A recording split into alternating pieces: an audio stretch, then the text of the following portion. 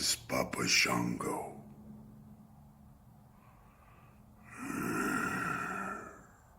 And you are listening to Icopod. Beware of Papa Shango. Beware of voodoo. And definitely beware of Icopod.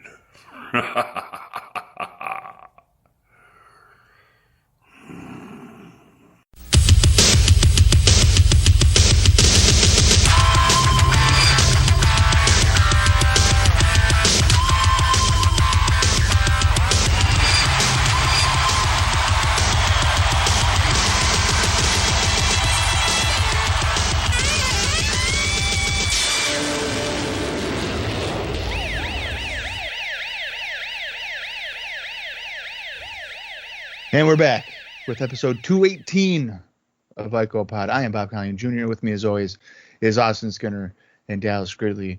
Fellas, we are 2 weeks away from In Your House, Buried Alive, where someone will maybe die. It'll be The Undertaker and Mankind in a first ever Buried Alive match.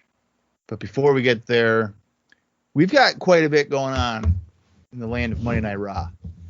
Scott Hall and Kevin Nash have returned, thanks to Jim Ross recruiting them back from WCW.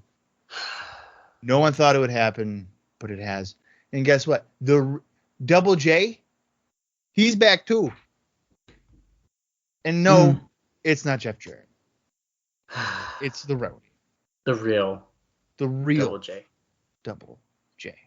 And this week, I believe, if I am remembering correctly, Psycho Sid is taking on the bizarre one, a Goldust.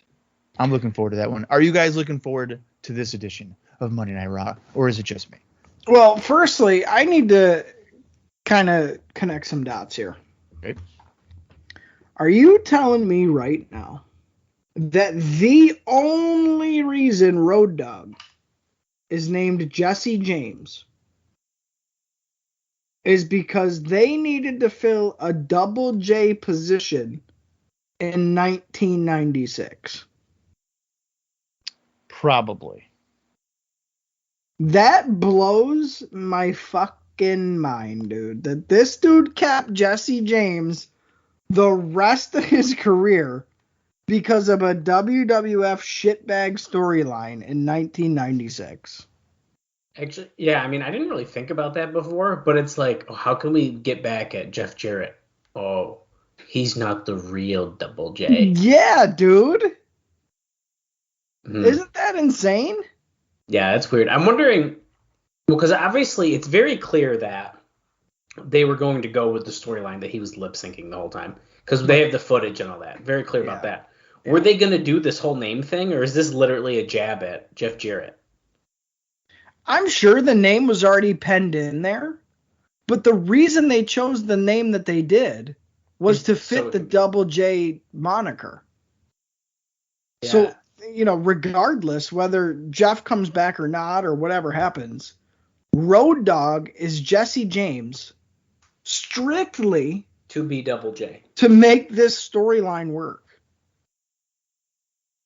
Yeah, I don't know if back in July that he would have, I mean, I guess maybe he could have changed his name to Jesse James. Well, that's the part I'm wondering.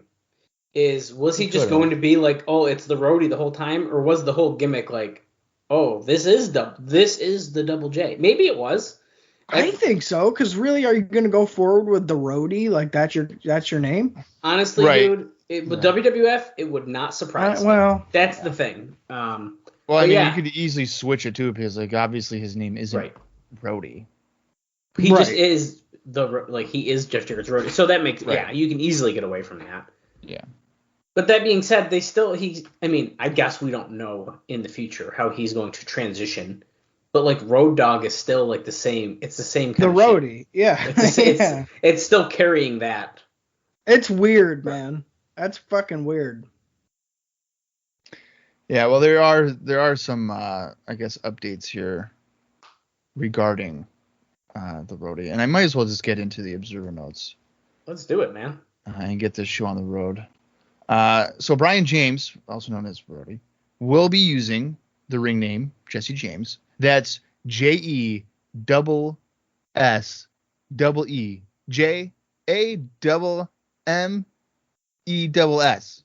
Oh God. I don't know if that's like the legit reason, but that's what Meltzer put it there. He put it in parentheses of what's going on. What the fuck? I hope they don't actually spell it. God. Like that. So he will be the new Double J with bleached blonde hair. Oh. And Dave Meltzer mentions that it's gimmicks like this that makes him think that the Buried Alive concept on the next pay-per-view is kind of a signal for the entire promotion when you see things like this in the new Razor and new Diesel. That's Come on, that's good. On television, which is, I didn't even think of that. You have a fake Jarrett, a fake Scott Hall, and a fake Kevin Nash. All of them on your opposition. Well, I know it was different, and I mentioned it before, but we also like had the Huckster and the Nacho Man and all that, and Scheme Gene, and like Ted Turner, and like they had them do something on like one of the free for alls, didn't they? So like technically, WrestleMania. So they weren't just vignettes. I mean, they appeared on screen like in front of an audience. So correct. When you think about it, they basically have the WCW roster as well as the WWF's roster. All the good ones, at least. Right. Did you guys see, speaking of fake Jeff Jarrett's, that they have like a guy cast to play like Jeff Jarrett on the Young Rock show? It's so ridiculous. Oh, for when he goes to Memphis, right? I don't know. I don't watch it, so I don't know for sure. But fuck Young Rock, okay? I'm just gonna throw that out there. But I saw the picture that they posted on the My World podcast page, and it's like him in the white, the stripe outfit, and then the guy next to him, and I was like, this is so ridiculous. No, fuck all that's that. What that's from? That's the Young Rock show, yeah. Oh my god. Okay. Oh, that's interesting. Well, we have a new tag team. It looks like potentially coming in to the World Wrestling Federation. Okay. And they are from All Japan. Aldo Montoya, Doug Furnas, and Phil LaFon are expected to make their debut in November. They're also known as ECW guys too. Well, I know the name, but I can't like put a face to it. Before that. Yeah. Well, I mean, I guess they might have done ECW house shows, maybe. Yeah, I thought they were there in '97. Oh, it's not '97 yet, so never mind. 96. It might have been. I don't know. I'll have to look. But that's why, Dallas. I was maybe saying ECW because maybe that's where you know them from. I know the names, but like I said, I literally can't picture them at all. What is their what's their tag name? Doug Furnas and Phil LaFon. Furnas and LaFon. Yeah. I thought they had a gimmick name too. They're good. Yeah, they're not bad. They're not bad from what I remember. I just don't like them. Yeah. Like they're good. This is, this next, because we have another, this one is a tryout. And this is a former WCCW guy. So Austin might be like, hell yeah. Do you want to take a guess on who got a tryout on September 24th? Wow. WCCW, huh? He had to have been young if he's just. I don't know. I'm thinking he was there in Texas, right? I got no guess. It's not Chris Adams or some shit, is it? No. Who is it? Terry Gordy. No. He was there. I figure with the Freebirds. Yeah, he was there. Not a lot, but he was there. I wouldn't have guessed that. He had a tryout on September 24th, losing to Savio Vega, and it was said that he looked so-so in the match. Not good. There's some news here regarding the Jim Ross angle and the ECW angle from In Your House Mind Games and the subsequent Raw. So apparently much of the talent in office, they were not clued in on either of the angles. Virtually nobody knew the Ross angle ahead of time, including announcer Kevin Kelly, whose reaction on air was legitimate. They clued in Jerry Lawler to make sure he wouldn't react as a heel, which would kill the fake shoot aspect of the angle. But a lot of the talent didn't know what was going on. Although, if you saw the TV, you could see the past 2 weeks that Ross heel turn looked to be the end result. Bruce Pritchard and Savio were told about the ECW angle for the pay-per-view since they were directly involved. And Dave says, I'm sure much, if not all, of the ECW talent knew, but the WWF talent didn't know beforehand in the first night. Obviously, they had figured out when they did the same thing the second night,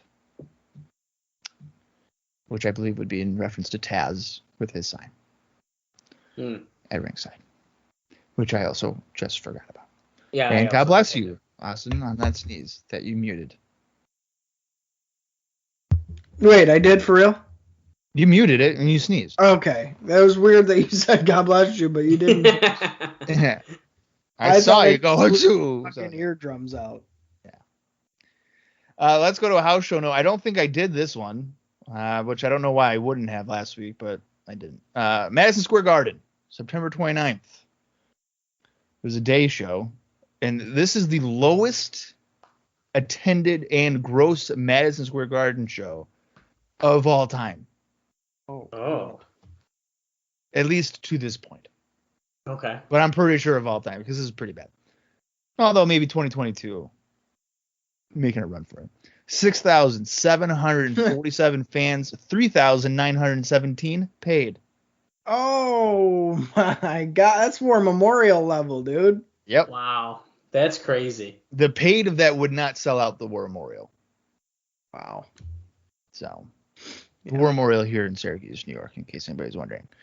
This show did include a segment in which Brian Pillman came out. He insulted the crowd and interviewed Sonny. Sonny then talked about Livewire and went on to insult the Godwins. Phineas then appeared and went to Slopper before Billy Gunn attacked him and then chased him backstage. This was Brian Pillman's Madison Square Garden debut. Bye. Oh, wow. Why did that just zoom out? Let's zoom in. Okay, here we go. Here's the card. Salvador Sincere defeating Bob Holly. Justin Bradshaw defeated the Pug.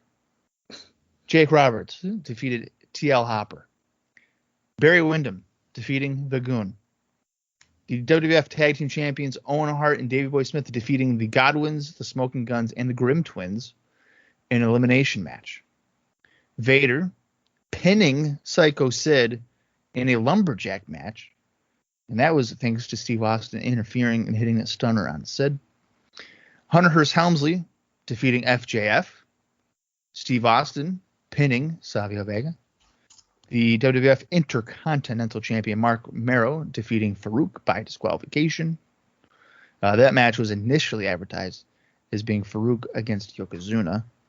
And in the main event, WWF World Champion Shawn Michaels and The Undertaker defeated Mankind and Goldust at around the 30-minute mark when Shawn Michaels pinned Goldust with a super kick after kissing him. Holy shit. That match went a half hour. I ain't going to this show. Can you just picture the fucking most of the card, the fucking terrible matches that are on that card. Bob has to go because FJF is there. FJF, dude. FJF. And then they do Farouk and Mero, but it was originally supposed to be Farouk and Yokozuna. That's nuts to me because you wouldn't want to go. And then it's like, oh, but if you knew it was Mero, it's like, oh, they just had a good match on Raw. Like, I don't know. That's one of the worst cards we've ever heard on this show. The first, 4 matches. Well, and then it's fucking Hunter Hearst Helmsley's versus fucking Freddie Joe Floyd.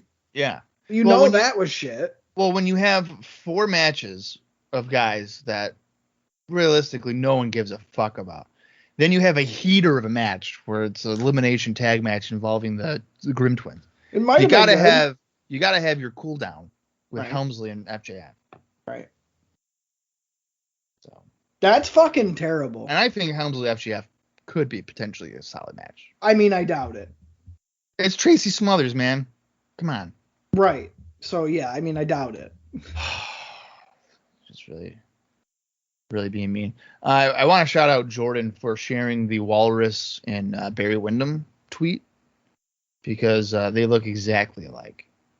It's To pretty. the point Yeah, where it's- I wasn't sure which one was the Walrus.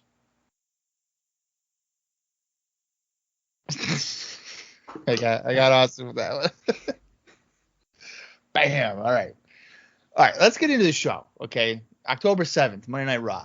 This runtime is 49:28. And I'm using a Roku, so I'm paused at 2 seconds because, like, Oh my god. I don't know why it does that. So I'll try to keep it normal. Although last week when we were at 3 seconds, Austin was already at 17. So I don't know how any of this stuff works. But I'm going to count down from 3. When I say play, that's when you're going to hit the play button on the Peacock.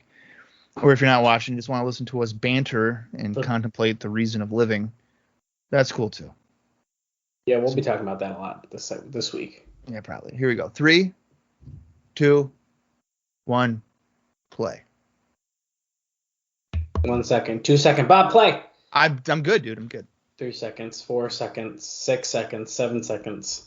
You skipped 5. Did you not get to 5? Well, I messed up when I was counting. The World Wrestling Federation. 1, 2, 6, 9. So listen, let's just talk about it quick. Vader here, he's going in the Hall of Fame. Did you guys see the newest inductees in the WWE Hall of Fame today? I did not. Bob, you did, I'm assuming? Yeah. That would be the Steiner brothers. Holy shit. Rick And guys, and Scott. that means we have a WWF Hall of Famer. I guess Billy Gunn is too, technically. But we have Scott Steiner who does our opener.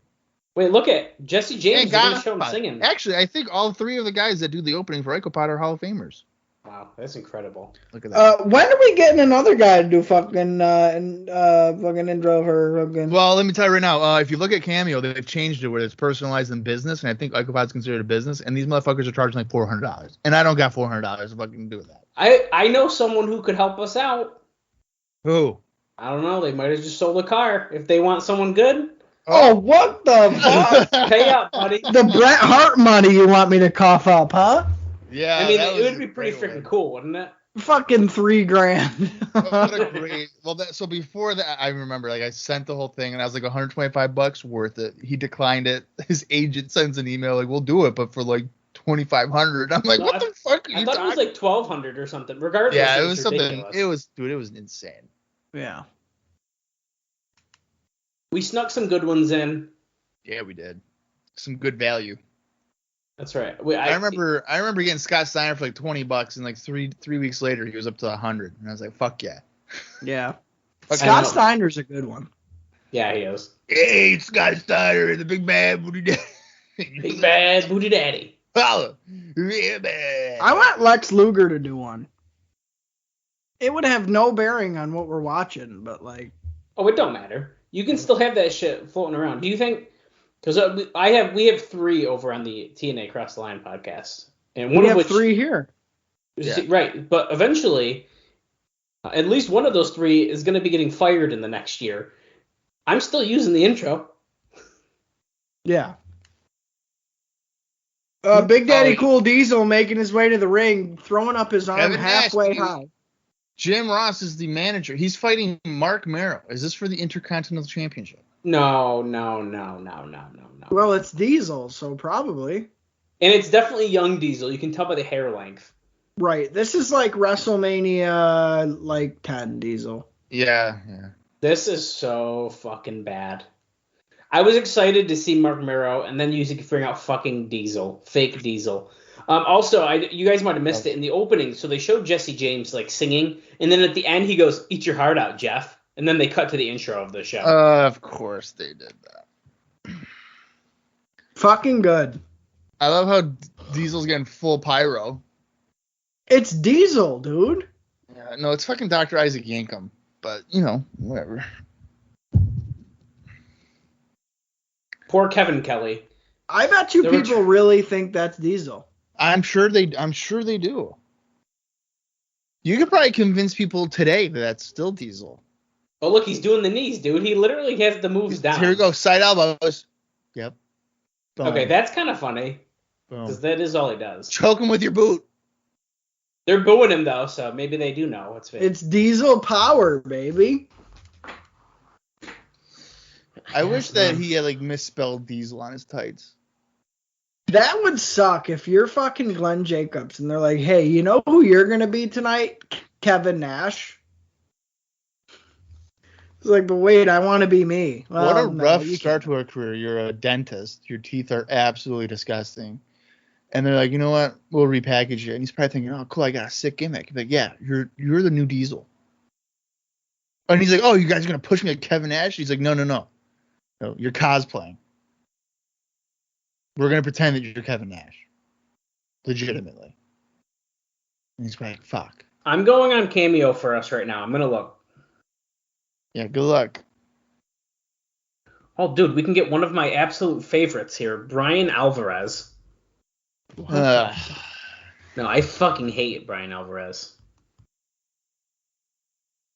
Wildman with a near fall, slingshots in like- over the top rope.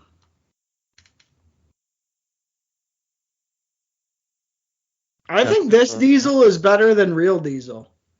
Oh, okay. I thought Yeah. going into this that fake Razor would be better than fake Diesel, but I think fake Diesel's better. He could barely press slam him. That's right. Okay, well, Marc Mero's heavy. See, now I have to click into it, though. Oh, God. Oh, my God. The prices are crazy, huh? I'm telling you, dude. Unless you lie and say this is for my friend Iko Pod. He's a foreign exchange student.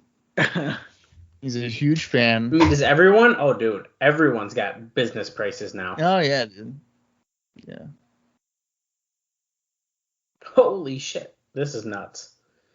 It's almost like they do like an equation. So whatever their base price is, they like multiply it by like X amount of hundreds of dollars, and then that's what the price they put up is. Why is it really like a huge like jump? Well, for example, $600 for some people. I just clicked on The Godfather. Which is somebody we have. I got him for like $25. Oh, you did get him.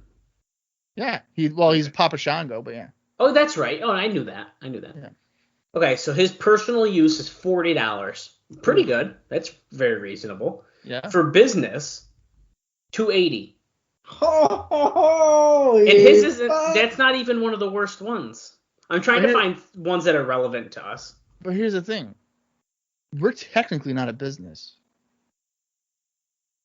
Yeah, that's but they'd fair. lump us in.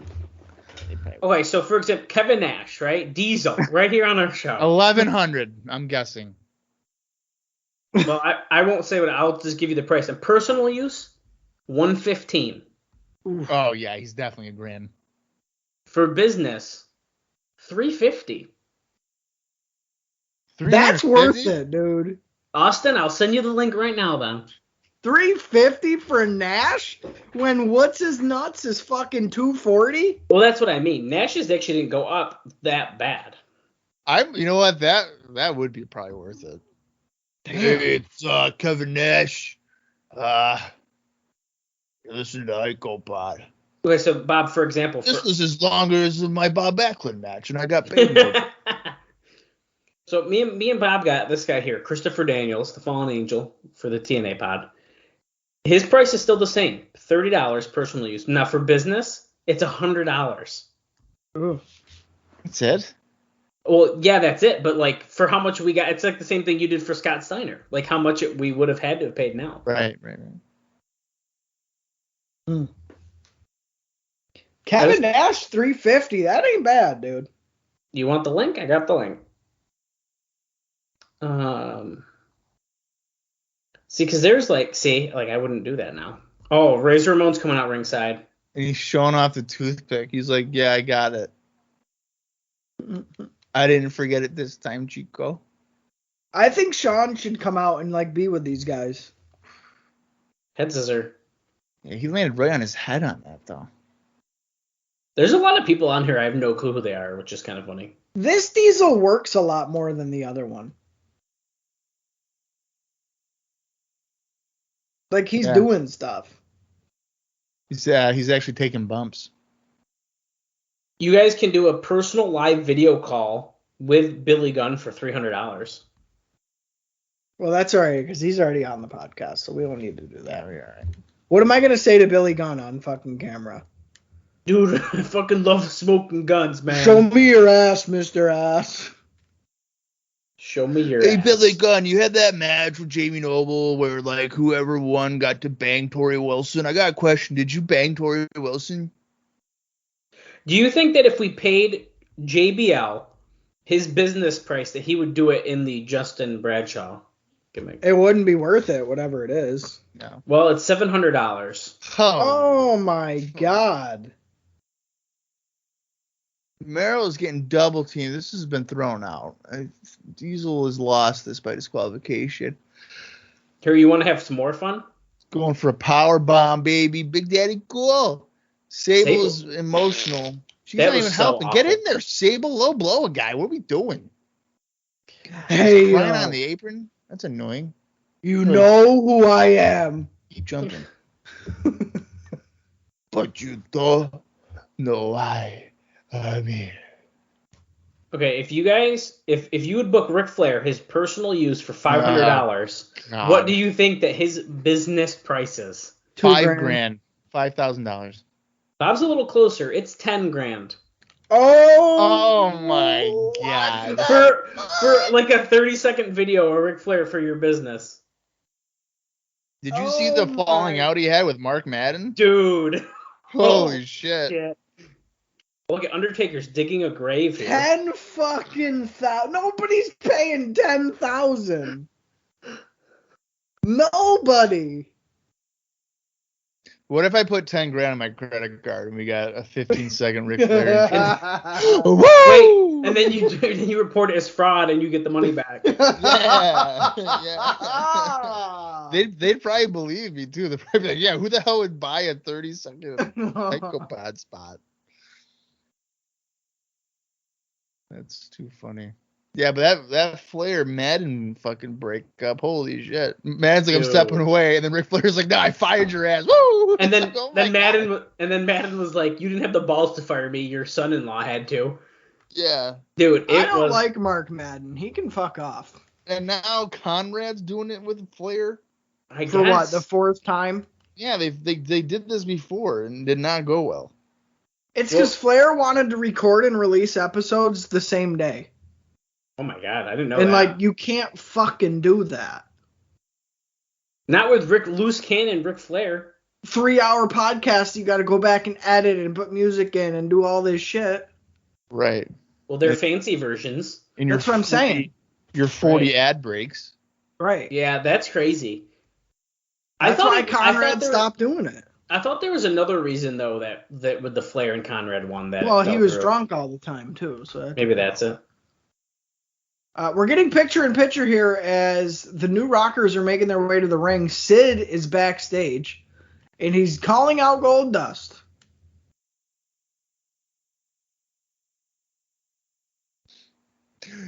Goldust, you said you were going to tuck it under, and you did it, and tonight you're going to die. That's what he's saying. You got tricked. Stop showing this fucking guy. Look at him singing. Are you ready? Listen. Ready? He doesn't have bleach blonde hair. Jeff, eat your heart out. The man. Shawn Michaels. Yeah. Scott Steiner's $700 for business now. Holy fucking shit, dude. Holy shit. What if I got an email saying, hey, can you retroactively pay me an additional $650 for that? Or I'd probably be like, new number, who's this? No, I don't know who you're talking about. Hey, yo. Here's one we could do.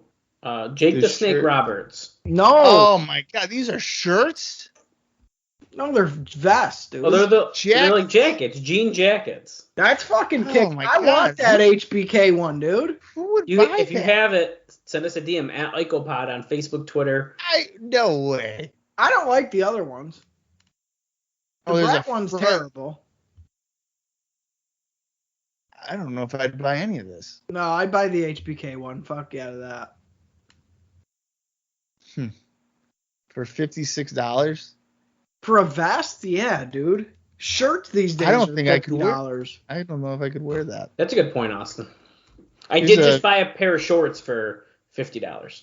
Yeah, well, let me tell you something. Silvermore, that dude charges a fucking fortune for his shit. So. Well, I'm hoping I'm happy with the quality once I receive it. Well, yeah, it's always quality. What shirt did you buy? They're shorts. Or shorts? The CM Punk ones? Yeah, the CM Punk ones. Fuck yeah, the CM Punk ones. You kidding me? I knew it. I was going to send you a link. I was going to send you a link of it, but it said sold out, and I was like, I don't want to get his hopes up. But sure enough. No, I got them. Yeah, you bought the short shorts, didn't you? I got the 5-inch seam, yeah. Yeah, so did I. You bought the CM Punk shorts too? Fuck yeah, I did. Did you see the black ones that are for like WrestleMania weekend exclusive? Yeah, but here's the thing, dude. I still like the white ones better. See, for me, I'd like to also have the black pair because then it matches with more things. That's how I am. Like, black just matches with everything on the top. I would like to see a yellow black. Yellow black. He could take this and run with it pretty damn good. And he usually does, so, like, hopefully. Right, I'm screwed. Here come the Smoking Guns. All alone, no Sunny. He's done some badass Billy Gunn shorts. Have you ever seen them before? Oh, I have seen those, I think. Dude, those are awesome. He's done awesome Benoit ones where it's like the fucking Wolverine ones. Yeah, I've seen those. All I'm saying is I want that Scott Steiner shirt, and I might buy it. I'm, like, really damn close to buying it, I know. Big Papa What's Pump. Scott Steiner shirt? I tagged you in it. Yeah. It's like a Big Papa Pump. High voltage. Oh, that's okay. I want that. I would maybe get. I might get the high voltage shirt. Well, the spring break shirt too is cool because it says WCW Crew. Right. I'm trying to talk myself out of spending a lot of money on that stuff because it's awesome. Yeah. You know what? There's no price on the things you love. Well, did Bob buy this? No, I did not buy the Fatu shirt. You freaking should have, dude. No, it's nuts. Yeah, dude, I don't know how this dude doesn't get in trouble and like get his shit pulled down. Well, I've noticed before he, not to give away secrets, but when he was selling, I think it was like a Shawn Michaels shirt that I really regret not buying. It was like, didn't have an actual image on the website, but you kind of knew what it was. Yeah. Maybe that's how. Yeah, I don't know, but. How can you not want that Big Papa Pump shirt? That's a classic, dude. And on the back it says, holla if you hear me. Yeah.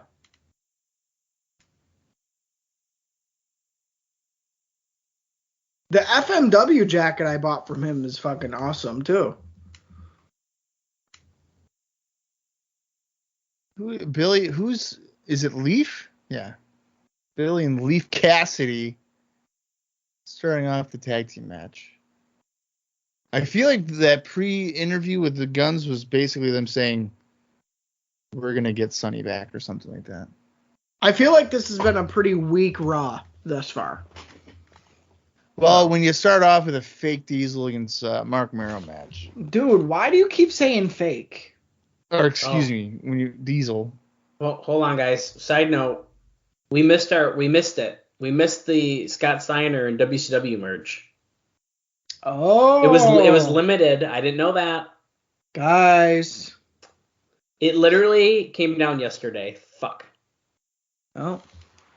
Well, you know what? You can't have everything you want in life. That's true. That's why today I made a purchase, and you know what? Fuck it. I made that purchase instead of buying the Scott Steiner shirt, I guess. What is this purchase you keep fucking talking about? Ooh, you bought a ring. I bought a ring, man. What? Yeah. It's kind of for Kaylee, but. Wait a second. So, what figure ring did you buy? Well, Austin, only. Let me just show you a pic, baby. Let me just show you a pic. Janetti's in here with Bart Gunn in case anybody's actually watching the show. No one's watching this shit. Oh, 2 count. Almost one with a cradle. Schoolboy. Oh, wait, you have that. No, I do not. Didn't you get one exactly like that where it's an AJ Styles with the hood on it and everything? No, I think you had it. Oh, shit. You know who had it? Who? My fucking brother, Blake. That's who got that. I knew someone had it. It wasn't me. Yeah, because we had the figures, and, like, I remember not knowing who they were. Well, that's awesome. Shit. Why, do they still exist at your home? No. That's a shame. No, I don't know what happened to that thing. Yeah, Why did you fucking buy that? Well, you see, Austin, me and Bob are getting dangerously close to the Impact era over on the TNA pod, and I'm getting itchy. Oh my god. And sometimes when you get itchy, you kind of just got to pull the trigger. You spent $300 on that? 120. Oh, okay. That's not bad. That's probably what it retailed for. It's pretty freaking cool, and it goes for a lot more than that, and it's pretty hard to get.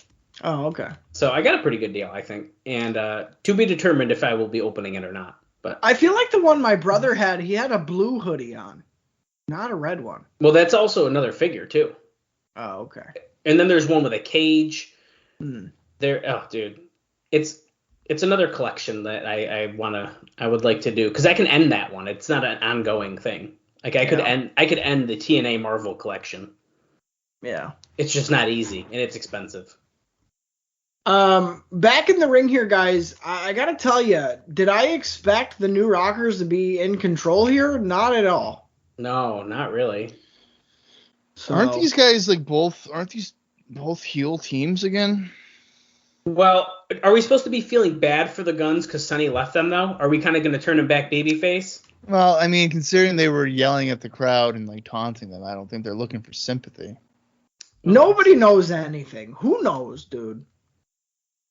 Shit's just here. It doesn't matter. So, Leaf Cassidy being in the ring, Al Snow, reminds me of the kayfabe commentary you shoot where they're like, Al Snow's logic of having a good match is being like the draw or whatever. So like WrestleMania 3, Hogan Andre is the best match of the show, even though it's Savage and Steamboat, right? Okay. So somebody asks him, so Al, by your own logic, does that mean you've never had a good match or a great match? Because you've never been the main event or the draw? I don't remember what Al Snow said, but that always cracks me. That always cracks me up. I've been watching a lot of shoots of Kevin Nash talking, Oh, shit. and he's a fucking classic, dude. Yeah. Kevin Nash is awesome. He's a classic. I like when he tells stories on things that he definitely wasn't there for. Like they'll mention like, so this happened to Sean in 1997 at a WWF show on Raw, like Sean and Brett fighting backstage at Raw in '97, and then Nash will be like, yeah, dude, like he was pulling his hair, and it's like, dude, you were on Nitro. What are you talking about? I like when they ask him like about when he was booking, and he's like, I got the pay stubs to show you. I wasn't booking when Goldberg got beat. Yeah. It's like, and you know he's just doing that to peg Goldberg and all this shit. Well, did you see the thing that Bret Hart just said recently where he's oh, yeah. Well, Goldberg's making 13 million, or no, he cost me like 16 $2 million. Yeah, he cost me 16 million in 2 seconds. Well, he wrestled in a 10-minute match and made 3 million. Think he would have called me. And then there was also the thing where when they announced Triple H's official retirement here, and Bret Hart's signing autographs when they're telling him, and he says nothing. Yeah. He stayed silent, and some people are in the comments that's like, well, sometimes it's better to stay quiet if you got nothing nice to say. Yeah. Bret Hart just kept signing autographs. He didn't give a fuck. Right. Mind you, he was signing autographs with Ron Feinstein. Yeah, unfortunately, a lot of people do. So you can't. I mean, can you really hold it against people? It's shitty. I don't know why. I don't know why does people do. I don't know why. I know. Because he's paying them. I mean, that's why money talks. Yeah, it's just weird. I just watched a video clip of him running away again yesterday. It like popped up on my feed when they're like, so you know you're gonna meet a child here, and he just runs to the car. LOL, I'll pretend you said 18. Yeah. You fucking weirdo. He's framed. Yeah, there's some. Kevin Nash has done a lot of shoots. I've noticed. Yeah, I gotta watch more of those. So there's a lot of good just clips out there of all that shit. Bob did tell me I think it was like last year he was gonna give me his login for High Spots. No, I didn't. I think you might have. No, I'm pretty sure I'd never said that. I think you actually might have said that to me once. No, I already let you use my Observer subscription without even paying half for it, so you can go fuck off. Where's my fucking perks, dude? The Sidewinder finishes off. The perk for me is Bob doesn't have to do research for the TNA show. Fucking Sidewinder. No, that's bullshit. I gotta do indie notes, and sometimes I forget to do that during the show. That's opening a tab. Yeah. Oh, okay, wait, we'll switch. That's Cassidy. They pinned Cassidy. Good job, Smoking Guns. One of my favorite tag teams. Dude, if we switched, I'd be like, guys, guess what? I got no notes this week. That's crazy. So let's just get right into the show. It's crazy. Nothing happened. Nothing. No new developments. And actually, there's no explosion. So we're just going to start the show. 3, 2, 1, boom, go. I really like that Jim Johnston is making an appearance here with Road Dogg. Epic. Does that sound familiar? Todd doing a voiceover here. Why is he looking cross-eyed looking at the microphone? Why does everybody in 1996 have a unibrow? They didn't want to be less manly and like clean up their face at all.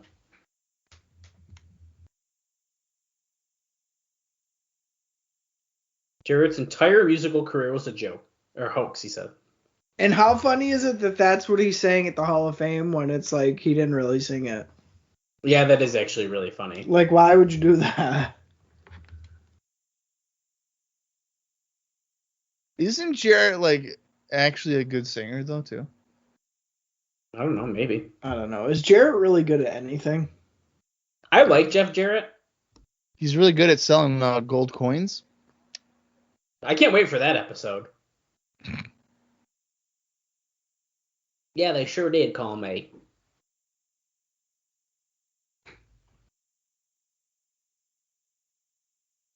They wanted the story as well as everybody did. Look at Jim Johnson looking like he belongs in Weezer. Biggest fucking nerd of all time. He put out some bangers, though. I was going to say, he's pretty damn good. But yeah, he is. Way better than anything we get today. When Jarrett went to WCW this time, we'll say, he wasn't like singing and shit, right? No. No, not in WCW, no. No. He did the same bullshit, but he just wasn't like a singer. Yeah. Because is this the run when he was like in the Horsemen and stuff? In 96? Yeah, 96, 97, yeah. Not Horsemen. 97. That's 97. Yeah. He didn't do shit in WCW. 96, I think he's with Deborah. Yeah. Oh, really? He's just like annoying. And then I think like, what? The first quarter of 97, it's like, oh, I'm a Horseman. And he technically, Flair does make him a Horseman member. He doesn't last long because he turns. No, it's like 2 seconds. And then he goes back to the WWF for like 2 years. 2 years, yeah. And then he's back in WCW again, dude. Yeah. Choke on that, slap nuts. That's the best Jeff Jarrett, by the way. I like Jeff Jarrett from 98 to 2001. You like 98 Jeff Jarrett? Yeah, when he comes back to WWF.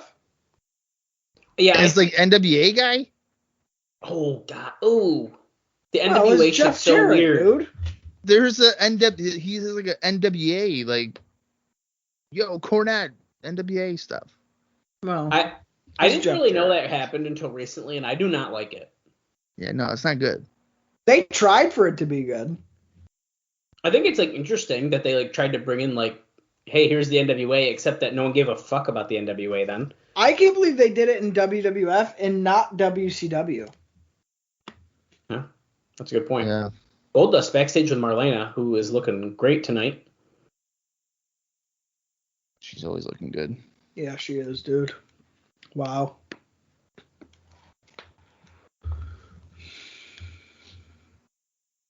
He's doing movie quotes. That match still to come tonight. Here at Ring of Honor. Okay. Look, Livewire, dude. Footage from Livewire, Vince McMahon. They're saying Vince is pissed. They're saying that Jim Ross was distorting facts. Oh my God! Look at this Russo. crew. Look at Russo. Look at this crew, dude. This has got to be coming up on the time where, isn't it like Paul Heyman calls or something? Yeah. Why isn't this on the network? That'd be awesome. I'd love to watch that shit. I think there's some on YouTube. I'm not sure. I definitely remember watching Livewire. I remember being grounded from watching wrestling on Saturday morning, and I would put the volume on like 1, and I'd watch Livewire. We still got that tombstone in the way. Turn the channel. Yeah, that's so funny. I don't like that the tombstone's going to be there for 4 weeks. Yeah, it is kind of annoying. Vader coming out with Jim Cornette. You know, I was doing some considering on Vader. And, you know, this is going to make people really fucking pissed. But after sitting through his WWF stuff through 96, I think I've come to the conclusion that I just don't like Vader at all. Dude, that's kind of where I'm at. Ever. I don't think he wrestles like a style that I enjoy. And I think it's not even that. Yeah, but that's sorry, like Dallas. He doesn't do flips and flops. Excuse me. Oh my God. It's not. Sorry, he doesn't have a blonde streak in his hair, and he goes, Kenny Omega, yeah. And sorry, he's not with Kota Ibushi, and go whatever. I can't believe dude. you even know who that is. For me, I'm dude, surprised I pronounced his name right. It was close. For me, I just think. Well, if you've seen one Vader match, you've seen them all. And you can say that for a lot of guys. I was going to say, yeah. But I think it hits Vader especially hard because he is rather limited in what he does compared to the other guys that color by numbers all the time. So I think that plays a part into it.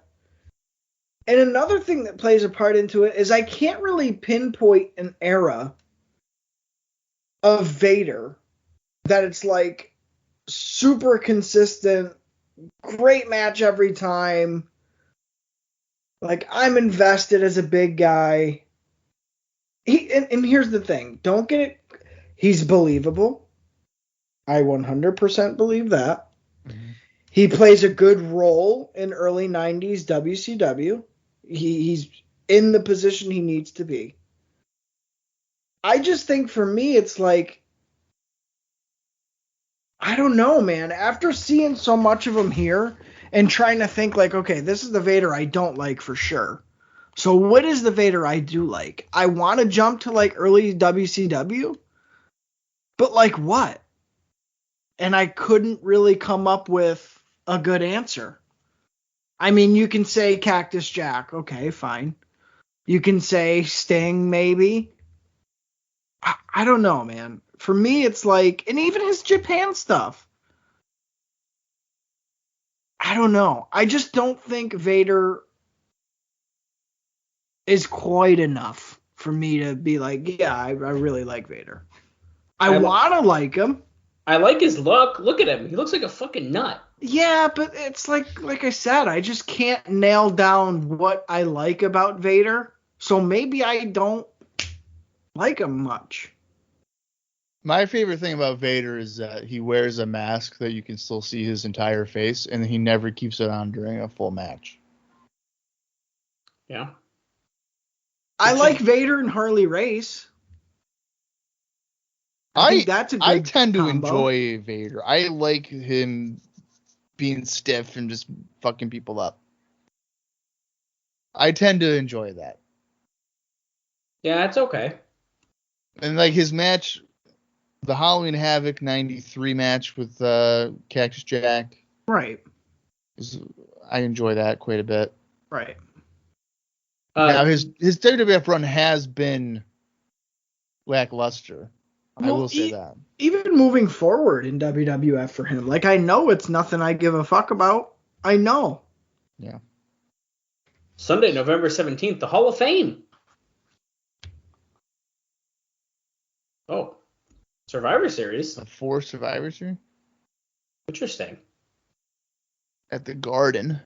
I think we've made note of that before. Survivor Series weekend. I don't know if I knew that they did that around Survivor Series before. That's interesting. I feel like it usually wasn't. Wasn't it? It's usually WrestleMania time. They're going a little heavy on the fucking smoke for Yeah, Bob they are. Backlund and the Sultan. Yeah, they are.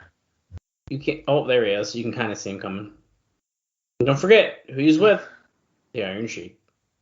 Who is? I think the Sultan's going to be fighting FJF. That's my guess. Oh, that's a really good guess.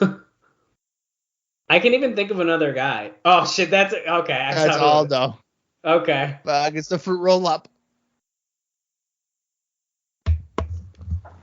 Another guy I know I definitely don't like is currently getting on commentary here. Yeah, I'm not a fan of Bob Backlund either. Oh, what the fuck? In ring. What the fuck, dude? Turn the clocks back, dude. You piece of lying shit, dude. What? Don't fucking sit there Yeah. and tell me you don't like Bob Backlund, dude. No, I don't. He's boring. Get the fuck out of here. What? Dude, I'm pissed right now. What are you talking about? You tell me, motherfucker, what I'm talking about. What are you talking about? What makes you think I enjoy?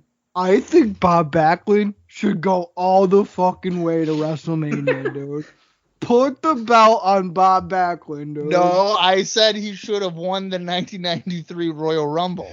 Guys, fucked. Guys, That's different. Hold on. Next week, Shawn Michaels versus Steve Austin on Raw. Oh, fuck yeah to that. But I much prefer this shit. Can we take a look what's going on here right now? If this ain't 93, I don't know what fucking is. Here we go here. The Sultan and Aldo Montoya, which, by the way, still looking like an uncircumcised penis with the bald head poking through the yellow mask. I don't appreciate my name being dragged through the mud regarding Bob Backlund. Dude, I don't want to hear fucking shit on that one. I was tricked at the 93 Rumble thinking that this guy was going to... He had an underdog story of a lifetime. That was your guy at the time, dude. That was your guy. In that match, I was like, let's go. I don't know, dude. I think there was some residual lasting effects because I'm pretty sure you liked him for a little while. No, I mean, I liked the staring at his hands thing. Hmm. Because, like, you know, ripping off Ultimate Warrior. But, I mean, there's nothing really else, though. Like, he's very boring in the ring. I'd take the Sultan over Bob Backlund. What is he wearing? He's got his sunglasses on? It kind of looks like Gorilla Monsoon. Yeah, it does. If maybe he got his eyes dilated at the eye doctors or something. Oh, maybe. I was going to say you guys wouldn't know about that, but Bob has glasses, so actually. I like the Sultan. I thought you were going to say you liking your eyes dilated. No. I don't even know what that is. Your eye drops. I like the Sultan, but he looks dumb as fuck. Well, I agree with that, yeah. Like, what is that top? A blouse? Yeah, probably. Bob Backlund screaming. We got Iron Sheik ringside. He doesn't know where the fuck he is. S. Great story. I'll never forget it. I think about it too often, I think. I remember at that Northeast wrestling show he went to, he did like a handstand for 45 minutes. Oh, Iron Backlund? Sheik did? Yeah. Bob Backlund did. Oh, dude, I was gonna say. It was quite impressive, but it was also like, whoa, like what? Yeah, Oh shit! Weird. When Aldo just hit the corner, it sounded like metal hitting metal. So he hit that shit hard. Aldo Montoya. You hear it? Oh my god! Just about Yeah, what was that? the Iron That's Sheik. just like the loose turnbuckle. Yeah, I think it pad? just bounced back and hit like the post or something. But Oh, it's like a German suplex by Sultan. I don't even think his shoulders are technically down. wait, I just made this connection. The Sultan's pants definitely were. He inspired the Fiend Bray Wyatt with those striped Ooh. red pants, dude. I knew it. Mm. I knew we got that from somewhere. That is an awful fucking top, dude. Yeah, what is that? That's the worst part of the outfit. Oh, look at his little goatee peeking out under the mask as he's doing the camel clutch. I mean, it kind of looks like a straight jacket, but it's all like cut. But like in a bullshit way. Like it doesn't look good. Yeah. What Bob Backlund like seems concerned that the guy he came out to the ring with won. Oh wait, he's happy. Okay, he's nodding. He's like, See, but why is Bob Backlund with these guys? I get Iron Sheik, and like, okay, that makes sense to me. The interesting thing here is that I feel like it's very much like Vince has these guys like under some kind of deal, so he's like, we gotta use them. Whereas nowadays it's like, oh, I got Legends deals for all these people. We're just gonna make action figures and like old T-shirts. Right. Here's Mankind in the graveyard. This looks cool. Is this match gonna take place in a cemetery? I mean, it should. Only if the Kiss Demon is in the match. I want Vampiro to be there. Do you know what I'm talking about? Hey, Sting, I'm in your mind. You don't know what's going on. You know what I'm talking about? The Kiss Demon? Yeah. When they have that little match and they're outside? Yeah. Yeah. It's a Bash at the Beach, 2000. Hell yeah. 2000? Yeah. I remember watching that. Yeah. Highly like, recommend. If in you the match, like the Kiss Demon's like looking at something and fucking, I feel I might be misremembering, but like Vampiro comes from behind with a clear like rubber tombstone. Dude, yeah. And like breaks it over his head. And it's like, oh my god. Oh, dude, it's so good. And then like Shivani's on commentary. We're like, we're live at the cemetery where they're fucking there's a camera guy there. Like, I highly recommend you go out of your way and start from the reset of WCW in April of 2000, and you just watch it and you enjoy what happens. That should be a bonus series that we do. It needs to be. It's so insane. I feel like we should do the Nitros and Thunders. I would do it. I do this all the time. I do it twice a year, I feel like. Just you rewatch it all twice a year. Just rewatch it all. I feel like Austin's reaction to this, like to that shit, would be phenomenal. There's definitely stuff I haven't seen. I know for a fact. I had such a good time. I'm announcing now that we are ending the Monday Night Raw retrospectives here at the end of 96. We're pivoting to WCW 2000. April 10, 2000, Nitros and Thunders. See you then. It's the rebrand of IcoPod at the same time as the rebrand of WCW. Yeah. Why did they just show Slam of the Week with Kurt Hennig? Because he's returning to Russell Helmsley, isn't he? Yeah, but Holy did that slam happen this week? Can you just look at this motherfucker, dude? Smart. He's the size of the A in Raw. He's fucking huge, dude. Look at how over he is. Like, yeah, dude, fist pound me. Like, give me a break. There was rumors that he was going to go in the Hall of Fame this year. I was gonna say, man, I saw that, and I was wondering if he was gonna be announced. So who's even in? So Steiner's in? I'll look right now. I'll get you the official list. Okay. I am praying for Scott Steiner to shoot dude. Hey, I'm only doing this for Rick. Hey, Hunter, fuck you. Fuck you and all your I fat knew asses. you never would take a steroid test. And I'll tell you right now, my heart, totally fucking fine. So go fuck yourself. All right, holla. If you get me. the And then biggest arms in the world. Medeja comes out with a tiger. Dude. Yeah, big If bad they booty brought daddy. Medeja, oh man. Okay, so we got The Undertaker, Vader, Queen Sharmell. Okay. How does what the fuck, dude? Charmel. Yeah. It was like she revolutionized like what are we talking about? I don't know, dude. She was a manager for like 6 I months. put She was Vicky paid for the Guerrero Nitro in Girl. before I put her in. You put who in? Vicky Guerrero before I put Sharmell in. Oh, fuck yeah, dude. She's a Nitro girl. Stop. Goldust beating up Sid here to start off, clothesline a fist drop. Oh, I didn't notice this though. So Vince is inducting The Undertaker. That's shit. I did see that. Mick Foley is inducting Vader. That's kind of cool. That's cool. And shocker, Booker T is inducting his wife, Sharmell. What the fuck? Who else are you gonna have do it? Well, right. We got the Steiner brothers. Kurt Angle. I'd like to introduce the first black girl I wanted to fuck. Here is Sharmell. Okay, so Steiner brothers, and then from like 2004, he's like, I'm gonna have sex with you.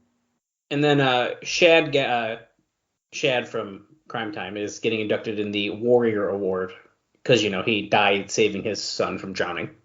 Right. Wait, and people are saying they should rename the award to for him. Yeah, they won't do that, but they should. Yeah, there's no way they would. Who's inducting the Steiner brothers? It doesn't say yet. I mean, they just got literally announced today, so. Yeah. Who would you have induct the Steiner brothers? I honestly could see it being Rick's son because he's like an active performer.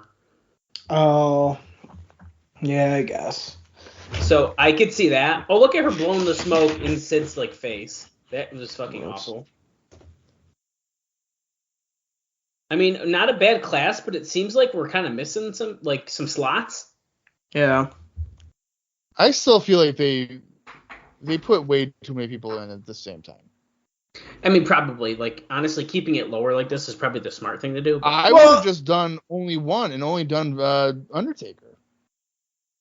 Yeah, but it checks all your boxes. You got the guy who just retired, Undertaker. You got the dead guy, Vader. You got the woman, Sharmell. Right. You got your tag team. You got your fucking African-American guy with the warrior thing. You're like, they just check boxes every year. That's all. They're going to get to a point here that in 5 years, like Grayson, whatever his name is on NXT. What is his name? Grayson something? Waller? I don't know. Well, whoever that guy is, he is going to have to, they'll induct him.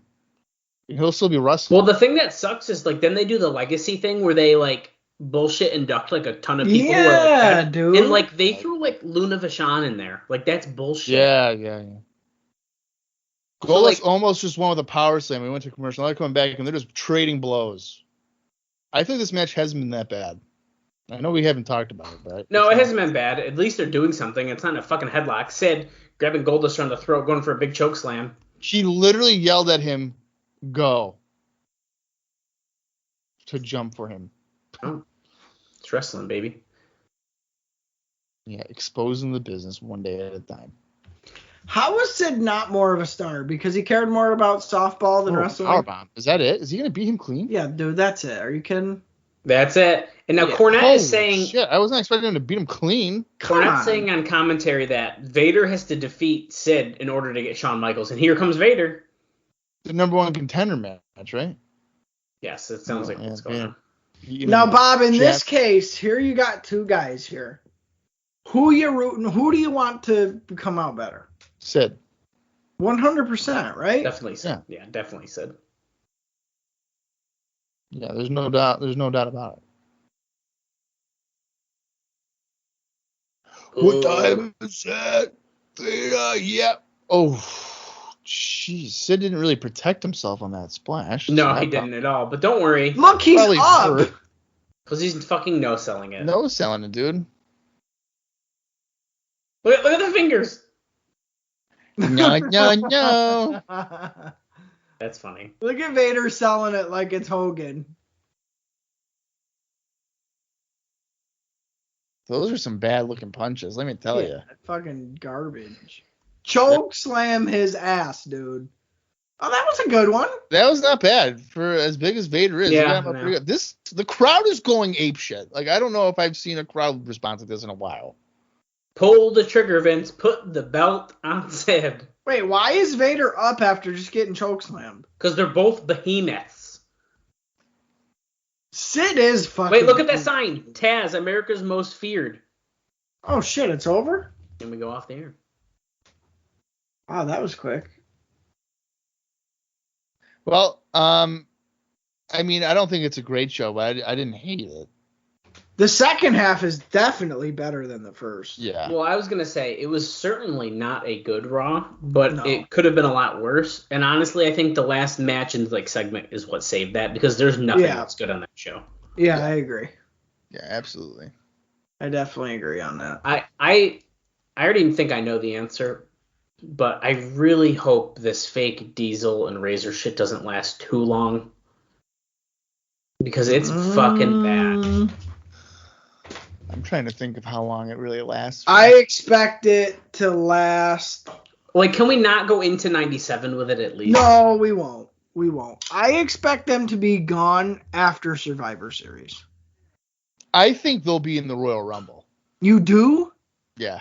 No, I don't think so. If they are, I hope that's kind of the end of, like, that's the last time we'll see that. I don't think we'll see him in 97. It's brutal, so I think that they are in 97. And for some reason, I feel like they end up getting a tag team title match on pay-per-view. Oh, stop. I just puked in my mouth a little. I mean, I know they're gone by fucking WrestleMania. I mean, they're definitely not there by March. But I don't know, dude. I've watched all of 97, and I'm going to tell you right now, maybe spoiler alert or not, I don't remember seeing these motherfuckers. I could have. There was a lot of Femme Nikita fucking commercials that fucking threw me off. You probably thought it was really Kevin Nash and Scott Hall anyway. Well, I don't know why you keep calling them fake. They are that. It is them. Yeah. So just cut the shit about that. I'm sorry. All right, I'm sorry. Yeah, I'm fed up. My mistake. Yeah, I'll piggyback on what Bob was saying here. Not a good show. And I'll agree with Dallas in saying that really the last segment and the last match was probably the highlight of the entire episode. The action was boring. We didn't even see Jesse James in person. No. Which is weird. Because, like, when they exposed Jeff Jarrett, that's all they did is just show him. So we still haven't seen him, like, back on TV besides, like, the little segments that they're doing. Correct. So that's bullshit. Like I said, the action was just not good at all. What did we start off with? Fucking Marc Mero versus Diesel. Not good. This Diesel does work more than other Diesel. So, if you're kind of into that, maybe. But if you are, fuck you. Tag team match was nothing. Sultan match was nothing. Yeah, I mean, there was a whole lot of nothing this episode. I will say, though, and I don't know if it's just because of our banter this week or not, but I do feel like the episode flew by, so I was very thankful for that. It did, yeah. But yeah, man, anytime Sid comes out, doesn't matter what he's doing or what he's saying or even at this point who he's feuding with, when you see just how big this dude is and you see his look and you see him powerbomb somebody or you see him chokeslam somebody, right? There is no fucking reason this dude shouldn't be your champ. No reason. He has a very similar complex to me that Scott Steiner does. He fucking flies off the handle. He's huge. He's believable as a maniac and as a heavyweight wrestler. He's got the look. Doesn't have a lot of moves. But fucking you can't wait to have him on a microphone because he ain't going to know what he's saying. Right. And that's what I like. It's very parallel. And I really like both of those guys for it. I like Scott Steiner more because he can wrestle better. But that's the vibe I get off of it. And we haven't seen Scott Steiner in what, fucking 2 years? So yeah. So going on 3. So I'll take what we can get, anything as far as like even a taste of Scott Steiner, and that's coming in Sid in a big way. So yeah. I'm down for it, 100%. Yeah, I'm really looking forward to. You know what? It's weird. It's really weird that at the beginning of '96, Psycho Sid was a complete jabroni. Yeah. Losing to Sparky Plug on house shows. Yeah. Fast forward 9 months. And he's the top. I mean, I guess next to Sean, he's like maybe even past Sean. He's the top babyface. The crowd is going nuts. He's a star. Like, he's a stud. Sid's getting way more reaction than Shawn Michaels is. Oh yeah, it's so, insane. The crowd's super loud. Like, yeah, you hear the girls screaming when Sean's out, but it's not like Sid's reactions. Everyone likes Sid, not just the women. That's the thing. Yeah. And I almost feel like Ahmed was getting there. Oh, for sure. Like mass appealed where women, men, they all liked him. Yep, I agree with that. But now that he's not around and like Sid's fucking huge and beats the shit out of people and comes into matches and just causes fucking chaos. Yep. They're like, yo, this is our fucking guy right now. Yeah, absolutely. So I'm down for it. I like it. I miss Ahmed, and I don't really see Sid necessarily as a substitute. I guess maybe that was a little bit of a bad comparison, but I think it's filling a void for sure. No, I agree with that. I feel like Sid is the rare instance of like appointment television for WWF. Like when he's on TV, that you're not turning away. Right. Now I would say there's a bunch of guys in WCW that are like that. Yeah. They're like, they're red hot. But for the most part here with WWF, it's very few. And I think Stone Cold is definitely on that way. Getting there. On the way. Yeah. Ahmed for me was there. Like I think Mankind is getting there. Mankind, sure. Is getting there. Yeah. So, there's a building block here of like a foundation of guys as we go into a new year. There's bubbling, yes. Where it's like, we have some guys, a core of guys that we know the audience will be attached to. Yeah. Which, in 95, that didn't exist, I think, for anybody. No, I don't think so. For none of them. And maybe Sean. Maybe Sean. That's it. Maybe. But as we go into 97, I'm sure when Brett comes back, like Brett will be appointment television. We haven't seen him since WrestleMania. Yep. So it's going to be like, we need to see what's going on with that. Right. It's kind of crazy to think about. So I think there is some, like, in that regard of like, oh, I need to like watch this guy. If I know he's being advertised, I'm going to watch it. Or watch at least him. Yeah. That they're trending in a good direction of having, I guess, star power. Well, and it's really kind of what Bob and I have been waiting for since fucking 1993. Is finally we're getting to the point where you don't have to just watch Raw for 5 minutes and you get all the important shit. We're going to get to a point where every segment, every match, every comeback from commercial is like, oh, fuck, I like this guy. Can't wait to see what he's doing. Right. And the momentum swing from even say where we were at the beginning of 95. Pretty optimistic.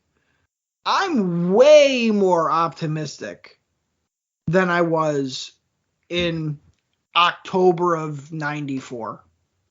No, yeah. You know. It's like I think a lot of it is a completely different product too. I mean, you look at the 94 stuff, they're in a high school gym. Yeah. Well, what I'm saying is going into 95, how we were like, oh, finally it's going to be. But like that seemed like a step up. This seems like a ladder's worth step up. Yeah. Coming. Like 97 is going to be a ladder away. It does from feel what like we've that. seen. Yeah. Thank God. We need a break where we need to step away from like the bullshit. So I'm hoping that as we kind of transition, we said it last year though too, and it did a little bit. We took a couple little steps from 95 to 96 for sure. Yeah. But I do agree that I feel like when we get into 97, I feel like we're really gonna get to that next level. Well, you know what? I think so. At the end of 95, right, it was very cartoony, and I think the first couple, aside from the Ted Turner skits and shit, that there was a level of like pretty good reality based stuff, like Piper, Goldust, whatever.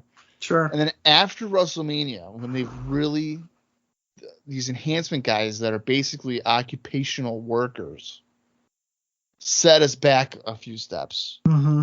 Right. Where it's like we really need a plumber. Yep. You know, and all these things. I really think that, and I know, I mean, Austin says that he doesn't enjoy it, but I really think 97, in terms of a reality-based, intriguing product, they have to, like, I think it's going to happen, and it's going to happen quick because Nitro is so far ahead. They got to do something. Yeah. They have to. Yeah, and I think that's where we're going to get lucky, where it's like for the WWF right now, it's either shit or get off the pot, dude. Either you're going to move up and move along and move forward, or you're just not going to exist anymore. Yeah. So which one is it? We're very lucky that WCW kind of forced WWF's hand into that direction.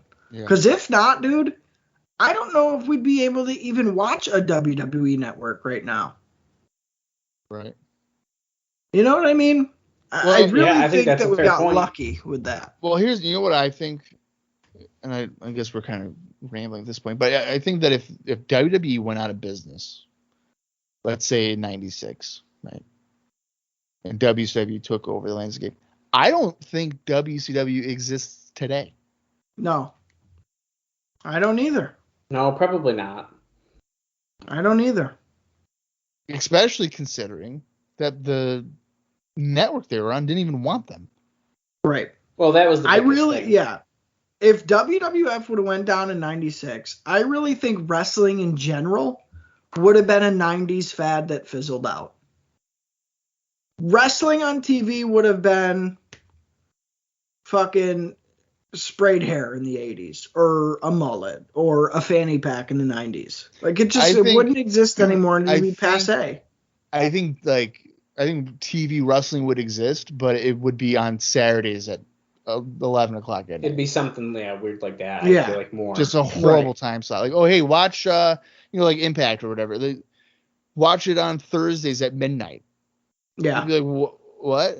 Like, what are you talking about? Why would I do that? It'd be like ECW level, where it's like, oh, find it at 2 o'clock in the morning. Right. I agree. I think that's kind of what would happen with it. Yeah, I agree. And going back to kind of link it all together, my best way to explain 96 to 97, do I like 97? Not really in WWF. I don't really. But maybe that will change, though, with the context of 96 immediately prior to it. And it could. It could. But from what I remember of it, this is the best way that I can explain it. So if you have a CD, 93 through 96, there might be some good songs on there, but they skip. It's like skipping. It's a bad CD. It's scratched. You know, there's not one complete song on that whole disc. There's bits and pieces that you like, but it's pretty much, you can't listen to it very much. You get a couple segments and that's it. Right. 97, I feel like you have your CD, and with the storylines and the talent that's there, you're finally hearing a song from fucking start to finish. You might not love the song, might not be your favorite song, but you're hearing complete rotations, complete storylines. There's dots that are connected to where it just works. Does that make sense? Yeah. Yeah. And like that's how I think of 97 and 96. Now I haven't watched 97 in probably, I don't know, 6 years probably. But when I think of it, that's the thing I take away most, because I only had a little bit of knowledge of 96 before, but I think what I've seen backs up my thought on that. Again, you get your little pieces that you like here and there, but finally by 97, you're getting those more rounded storylines, rounded talent, more of a complete package that really, I think, starts in 93 and is finally kind of matured by 97. Right. And I mean, anything from 97 beyond is, for the next fucking, who knows, almost 10 years, is fucking good shit. So, if you got to struggle through 4 years of bullshit to get almost 10 out of it, I guess it's worth it. Yeah, that's not too bad. It's fucking 97 to, say, 04, 05 at least. Like, it's pretty good shit. Yeah, I would say so. Even probably to 07. Probably. I was gonna say, you can probably push that a little bit. Well, we start falling off the boat a little bit in 2006, I think, but you know. Yeah. No, there's still some good shit in 2006. There's some good shit, but the CD starts skipping again. You've played it a couple times. 2006, I think, is the last WrestleMania I purchased before the network era. Yeah. Which is kind of crazy to think about. What's your least favorite year that we've watched in WWE? And it can't be something that you're just not watching now. That doesn't count. Okay, not that I'm not watching now. Okay, so 2020. That's fair. I don't know, dude. Like these in wrestling in general. WWE. WWE. Okay. I'm telling you, recent WWE. I would still be watching if it was good. No, for me, dude, I feel like, I don't know, 09 to 010 or like 2010 was rough. I remember not liking that shit. I think I'm going to agree with Dallas, dude. I think today, modern wrestling, like modern WWE, is just so bad. It's so brutal. Like, I can't do it. It's like physically exhausting to like attempt to watch. I'm going to, and as of this recording, WrestleMania is coming up this weekend. You're watching it? I'm going to try to watch WrestleMania. Motherfucker, don't watch it. I tried to watch the Rumble and I couldn't do it. I couldn't finish it. Wow, even the Rumble was shit, huh? I didn't watch it live. I watched like on a delay, and I just couldn't get into it. Dude, don't watch WrestleMania. Don't watch it. Even on a delay, he couldn't watch it. That tape show. He couldn't watch all of it. I couldn't do it. Don't watch it, dude. There's something that people are hyping up. I got to see if it's gonna happen. Oh my God. Oh, is Cody gonna be there? A former AEW wrestler? Gotta see. Don't tell me you're a Cody guy, dude. I like Cody, but like I'm not gonna fucking start watching Raw. Like a fucking Cody, dude. I started to not like him as much. Oh, I don't think he sucks. He's so boring. So boring. Comparatively. He definitely did not fit in the AEW style. Well, no, but and like his promos put me to sleep. Cody's the Jeff Jarrett of this generation's wrestlers. I think the worst thing about Cody isn't even Cody, it's Brandy. No, dude. It's Cody. Cody thinks she's this revolutionized professional wrestling. It's like Brandy. Cody thinks he's his dad, and he's not. Yeah. Well, he Not definitely even wants close. to. He definitely wants to be. Not even close. He absolutely does. But yeah, that's my 2 cents on 96 to 97. We'll see here. We're almost there. I think we're treading in a good direction. I don't think it's fucking great, but it's better than it has been, and I will take that. Yeah, no, yeah, we've definitely, I think, finally reached an upswing, and I, for one, I'm gonna fully embrace it. Yeah. So, all right. Well, next week we have a pretty big fucking main event. I don't think it's a title match. It's probably non-title. WWF World Champion Shawn Michaels will be in action against Stone Cold Steve Austin. I am really looking forward to it, and I hope you guys listening and or watching along will join us next week as well. But until then, for Austin Skinner and for Dallas Greeley, I am Bob Conley Jr., and this has been IcoPod. You gotta hear it.